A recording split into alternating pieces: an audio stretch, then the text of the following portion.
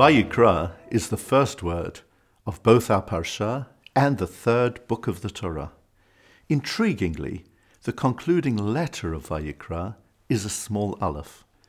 According to our tradition, when Moshe on Mount Sinai heard the words of the Torah from Hashem, and Hashem told him the words Vayikra el Moshe, indicating that God had called out to Moshe, Moshe in his humility didn't really want to write that down.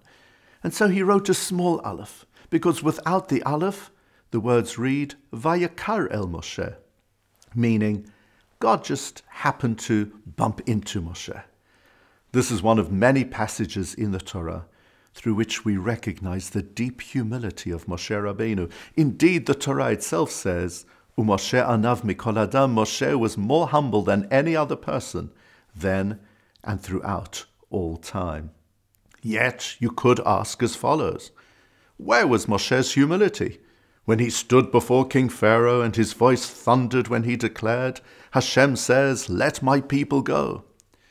Where was his humility when he used the full stamp of his authority in order to quash the Korach rebellion? Where was his humility when he proudly stood on Mount Sinai to receive the 10 Commandments from Hashem? One only has a problem with these questions if one actually misunderstands the concept of humility. You see, humility doesn't mean that the humble person lacks self-confidence or feels that he or she is absolutely useless. Rather, the truly humble person ascribes any talents and ability they have to the blessings that the Almighty has endowed them with. They lack all sense of arrogance, and they thank the Almighty for giving them that potential. So when a person compliments a truly humble person, he or she doesn't think in their minds, they've got it right, I am the greatest, with full arrogance.